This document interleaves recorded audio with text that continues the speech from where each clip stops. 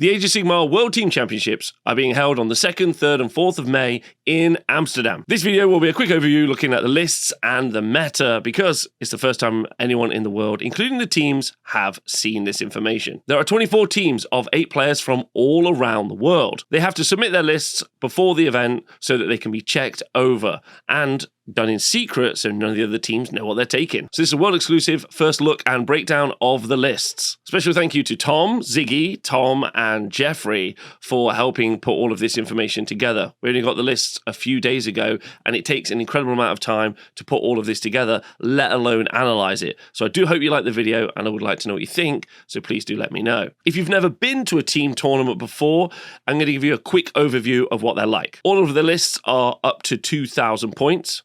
You can't duplicate war scrolls, artifacts, command traits across the different armies. So effectively you have 8 different unique armies. In a match, you're aiming to score points for your team by winning by the largest margin possible or losing by a very small margin. At the end of the round, they collate all 8 people's score, and then that gives the team a team score, and then if they beat the other team, they win the round. Whoever gets the most points after 6 rounds will become the world team champion. The current 3 times world champion are England, and really it's not a conversation as to whether or not they're the team to beat. They're the favourites and the team to beat. This isn't the only video we're going to be making about the World Team Championships. We're obviously also going to be streaming it. But before then, we'll be doing a bunch of hype videos as well. You can join us for a talk show on Wednesday the 3rd of May at 8 p.m. BST. You can join us for a really exciting weekend on the 13th and 14th of May, where we're going to be talking to lots of the players and coaches over a whole weekend, maybe tearing some of the logos and some of the club shirts, who knows,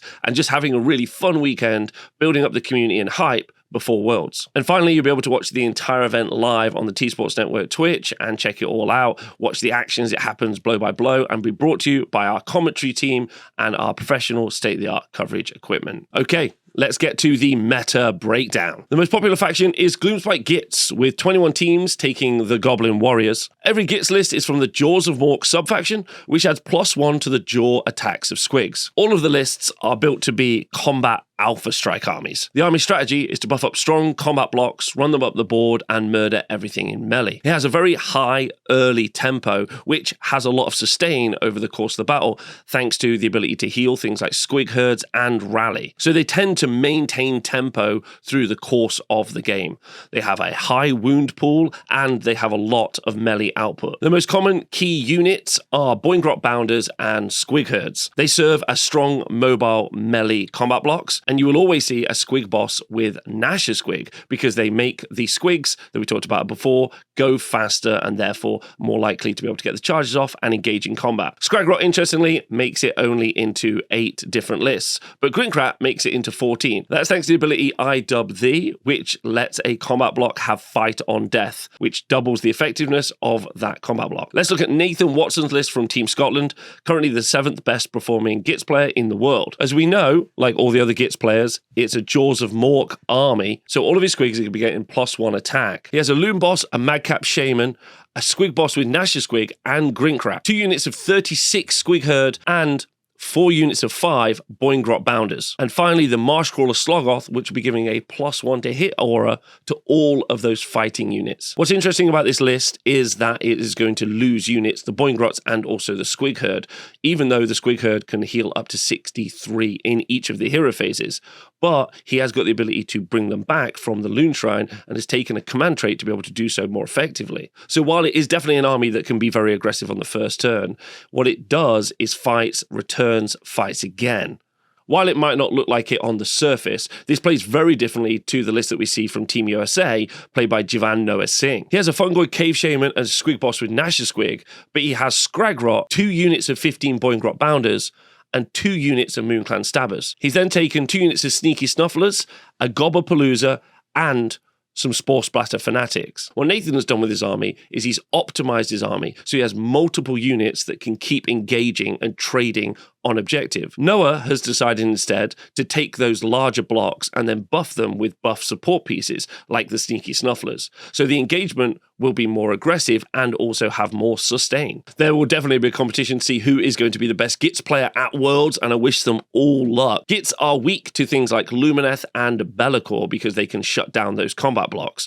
but I expect the win rate for the Gits to be very high. There are 20 Disciples of Tzeentch armies. We have 13 Guild of Summoners armies, and those armies allow you to summon Lords of Change easier than you would in the other sub-factions. There are 4 Host Duplicitous armies, 2 Eternal Conflagration, and 1 Host Arcanum. The Guild of Summoners strategy is to cast as many spells as possible and get your new Lord of Change on the boards as quick as they can. This is just an increase and uptick in tempo, which is quite interesting and diverse compared to how Host Duplicitous plays, which is more of a pinning list. An example of a Guild of Summoners list is Stephen Follows from Team England. He has Kairos Fateweaver, the Curseling, a Magister, 20 Pink Horrors, 10 Carrick Acolytes, 10 Zangor, and 2 Cockatrices. He has the Chronomantic Cogs, the Burning Sigil of Tzeentch, and Quicksilver Swords as endless spells. The Chronomantic Cogs give reroll casts to all of the wizards, which effectively increases how likely they are to be able to put those early Lords of Change on the board. The 20 Pink Horrors will serve as a castle wall to make sure that the Tzeentch army can sustain into the mid-game and then be able to push the tempo with all of their summoned additional units. The allied cockatrices are something we're seeing in lots of Tzeentch lists and are very good, specifically for reducing the attack profiles of enemy units, making it so that the Pink Horrors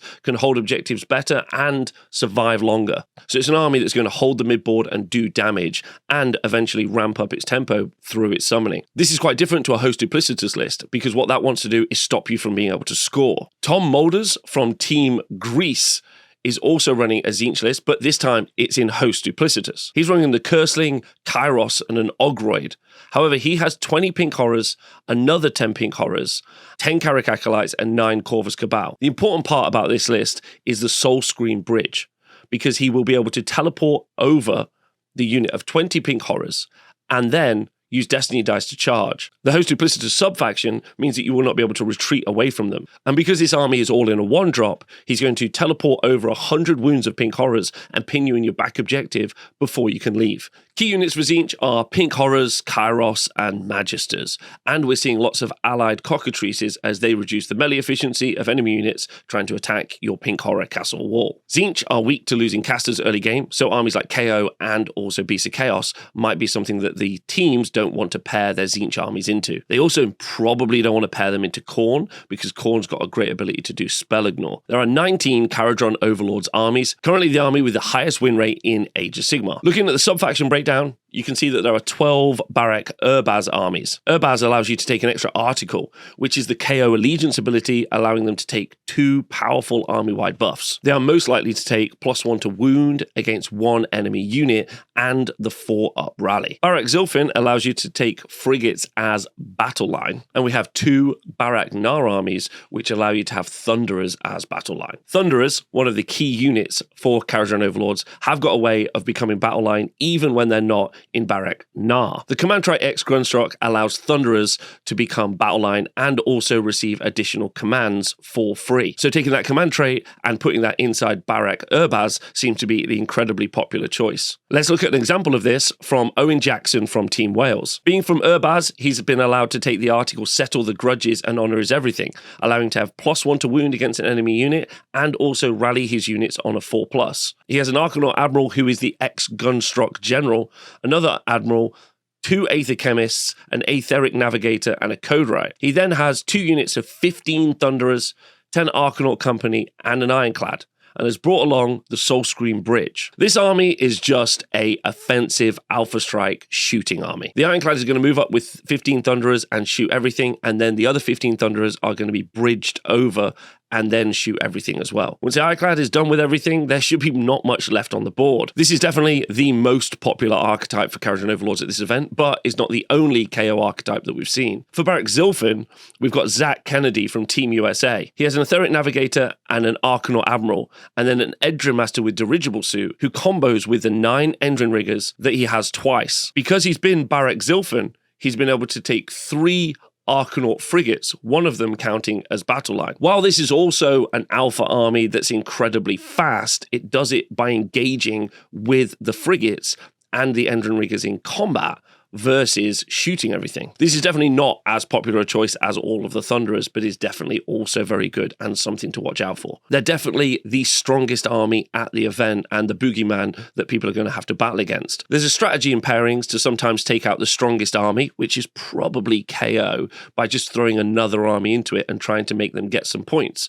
But KO may have some weaknesses. I personally think that they're quite weak to Beasts of Chaos, and there's lots of Beasts of Chaos at the event, so it'd be interesting to see how those pairings go and what those win rates look like after the event. But some people, it seems, have specifically teched, in my opinion, into going against KO, and here's one of those really fun lists run by Colin Cochrane from Northern Ireland. He's running a Stormcast Eternals list in the Hammers of Sigmar. He has a Knight Relictor for a translocate teleport, but the important element to look at is the 4 Knight Vexillers that he has in his army. They pick a point on the board and they do mortal wounds to everything within range of that point. They can only do that once per battle, but doing that multiple times works particularly well for a bunch of units that are stacked inside of a KO frigate or ironclad. He then has 2 units of Vindicators and 1 unit of Liberators as battle line, and then he has 6 Stormstrike Chariots. These do mortal wounds on the charge, and again, in my opinion, are very good for clearing screens and also getting into big boats and doing all the mortal wounds to units inside of them. Now, I haven't spoken to Colin yet, so I don't know if this was specifically built to beat KO, but I feel like it's a very good one for potentially doing that. There are 19 Lumineth Realm Lords armies. 15 are from the sub-faction Helon, 2 from Ymetrica, and 2 from Zytrek. The most popular faction by far is Helon, and that gives you additional shots to your missile units while they're within 6 inches of the enemy, which is particularly good on the most famous, probably Age of Sigmar list, the Techless Sentinel Castle. Dave Kerr from Team Australia has got a good example of that list here. He has Techless, a Cathalar, 5 Wind Chargers, 10 Wardens, 2 units of 20 Aurelon Sentinels, and then 5 Canary Life Takers. Here's the Umbral Spell Portal, which is the combo that you put with Techless, because Techless is a mortal wound output bunker, and then the Rune of Petrification, which also combos with the AoE mortal wound damage that you see come from Techless. This is a very dominant and successful build and hasn't changed in several years. And especially in the hands of people like Dave, it's going to be a very scary list. It does mortal wounds outrange multiple times through shooting and also spellcasting. And while by far the most popular of the Lumineth list, there are a couple of cheeky outliers. We have 2 Ymetric armies, and they allow you to ignore up to Ren 2 on units, such as Stone Guard and Avlanor. Here we look at an example of that list from Ole Gunnar Vatland from Team Norway. He has an Alarith Stone Mage, a Cenari Cathalar, and Avlanar the Stoneheart King. 15 and 10 Alarith Stone Guard, and then 20 and 10 Sentinels, with a backup 10 Wardens. This is interesting for 2 reasons. Number 1, it has a defensive front line, and also the Stone Guard can have 4-up mortal wound saves on objectives, which is quite smart. It also means that the spell portal isn't put on Techless and is put somewhere else in the team composition. We simply just don't have time to go through all the team compositions and how that looks yet. I've been doing the work, but it takes several hours to do so.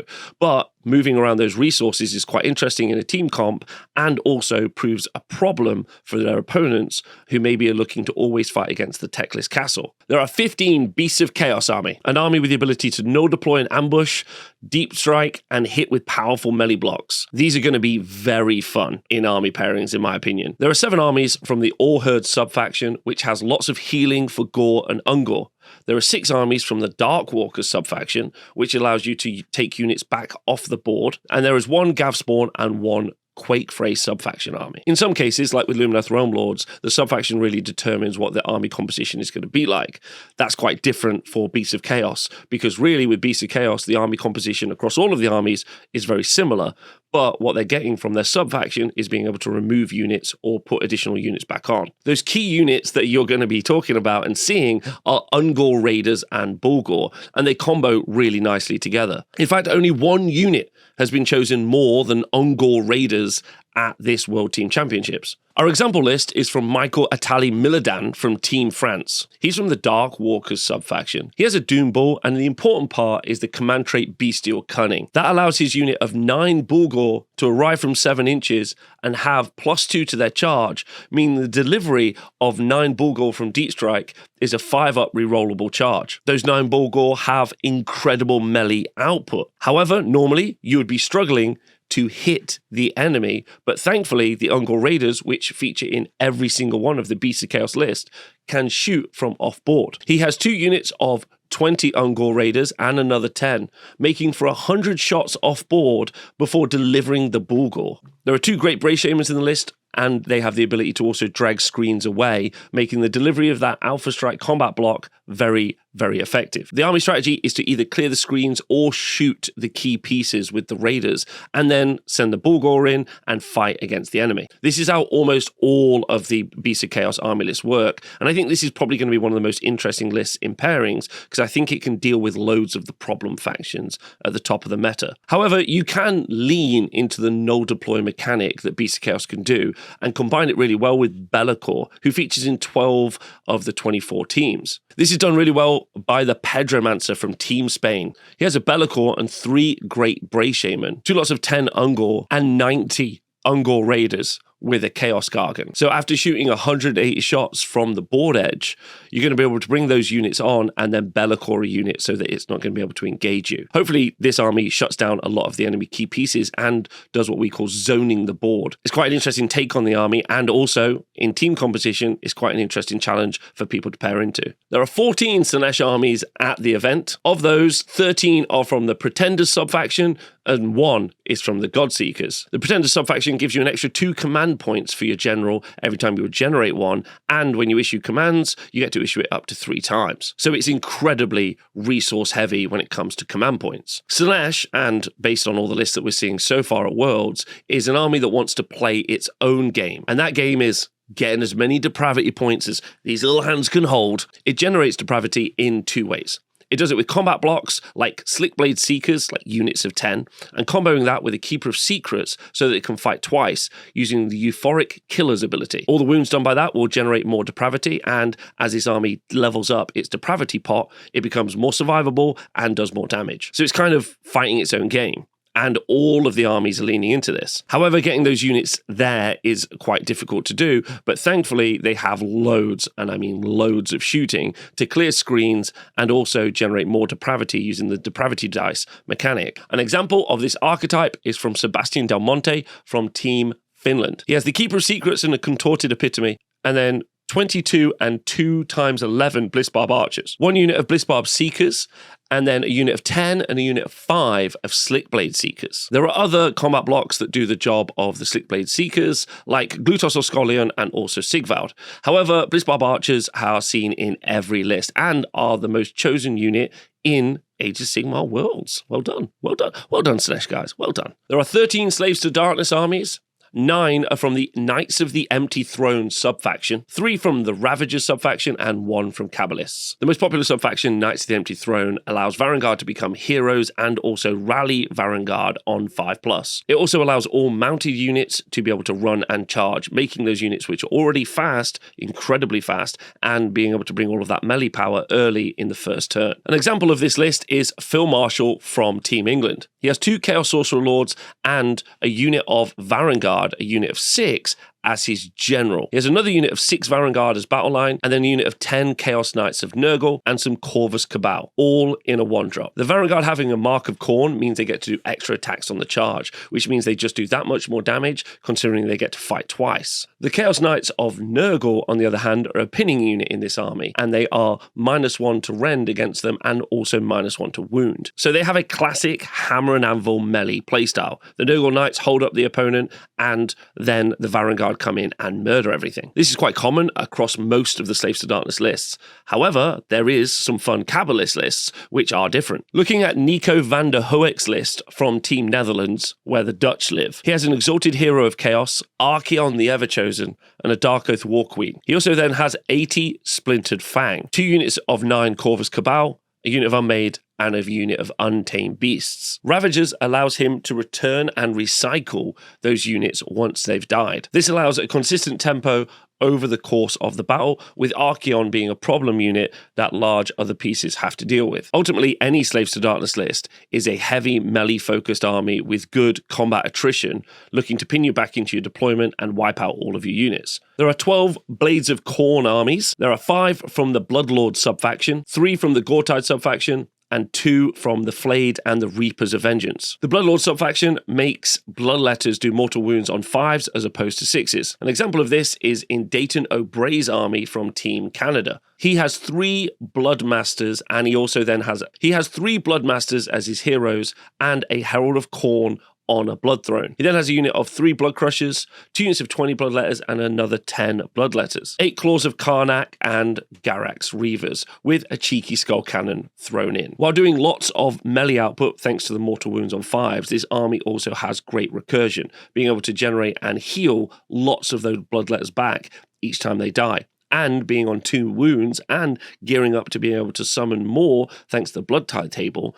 It's an army that has a pretty consistent tempo over the course of the battle, especially if you can't wipe out those big blocks in a single go. Khorne is a pretty new book, and I don't think we have the established archetype yet for this book. Therefore, we also see a few mortal lists as well. Christophe Salemi from Team France has brought a mortal version of Khorne. He's running the Slaughter Host Gore-Tide, which gives +1 to wound against enemy units who are contesting an objective. He then has a Bloodthirster of Unfettered Fury, which is giving a 3d6 charge to units, 2 Realmgore Ritualists, and a Blood Secretor. He then has 3 units of 20 Blood Warriors, Garak's Reavers, and 10 Blood Reavers. Both archetypes are using aggressive melee blocks to push the midboard, but they vary a little bit. The Bloodletters do more damage, but a little bit less survivable, but have the healing mechanic, whereas the Blood Warriors are more survivable and have fight on death, but don't quite do as much output. Khorne is an especially interesting new pick in team format, specifically because of its ability to ignore magic and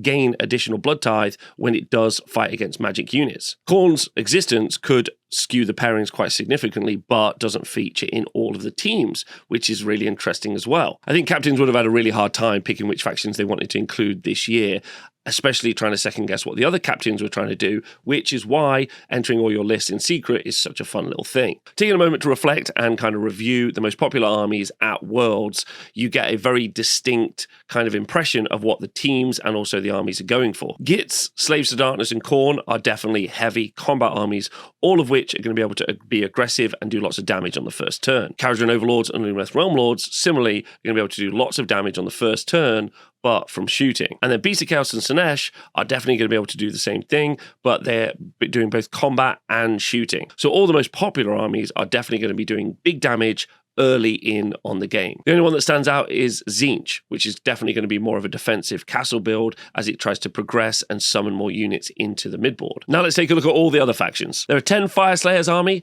6 from Vorstarg, and 4 from Greyfjord. There are 7 Sylvaneth armies, 3 from Heartwood, 2 from Oakenbrow, with Gnarlroot and Winterleaf being represented once each. There are 6 Daughters of Cain army, which are all pretty much Morathian the Bowsnakes, with 5 from Calibron and 1 from Xantha Kai. There are 6 Ogre Moortribes army, 5 from Boulderhead, and 1 from the Undergut subfaction, 5 Nighthaunt armies, 4 from Scarlet Doom, and 1 from the Quicksilver Dead. There are 4 Skaven armies, but they don't have subfactions. There are 4 Ironeth Deepkin armies, 2 being from Ironrack, and then 1 each from Domhain and Nortalar. There are 3 Soulblight Gravelords armies, but the Soulblight Gravelords armies are the old books, not the current books that you can buy in stores. There's 1 from the Castelli dynasty, 1 from the Legion of Blood, and 1 from the Legion of Night. There are 3 Maggotkin of Nurgle armies, with 1 each from the Blessed Sons, Droning Guard, and Drowned Men. There are 3 Stormcast Eternal armies, with 1 each from the Astral Templars, Hallowed Knights, and Hammers of Sigmar. There are 2 Flesh Eater Courts armies, all from Hollowmourne, 2 Cruel Boys armies, both from Grinning Blades. There are 2 Ironjaws armies full of Gore Grunters, and they are from the Bloodtooths subfaction. There is 1 Cities of Sigmar army from the Living City, played by Freddie Leggett, and 1 Seraphon army, played by Gavin, the current most successful Age of Sigmar player in the world, and he is playing Thunder Lizard. Now, obviously, that's just a quick overview, and there is loads more stuff to deep dive and discuss. I have an upcoming show with my co-host Dan, and also Jeffrey from Team Netherlands, and Tom, the organizer for the Age of Sigmar World Championships this year. But I still don't think that that's going to be enough, and so we have an entire weekend of live coverage discussing all of this, and hopefully talking with loads of the players and also captains that you can go and check out. It'll be happening over the course of the 13th and 14th of May, and you can join us all day on twitch.tv/the T-Sports Network. We will be streaming the whole event, So do check it out live. It's going to be very exciting. We'll also be updating all of our socials with information and scores as we track them. But I would like to know what you all want from live coverage, what you want on the road and lead up to the event. And hopefully we can bring you all of that so it's fun and engaging and you get to experience what World Championship Warhammer is like. Again, a special thank you to Tom, Ziggy, and Jeffrey. Putting all this information together is an incredible body of work and it's very, very challenging. So if you do want to support this work and more of it, then we do have a Patreon, the Honest Wargamer Patreon, and I would love it if you could help support us because we really need the help because it's just loads of work, man. Right, let us know which team you're rooting for. And again, thank you very much. Let us know in the comments which team you're supporting. And hopefully you can get involved with all of the other content we're going to make about Worlds. Special shout out to all the teams. I hope you guys have a wonderful time and I hope the games are super fun.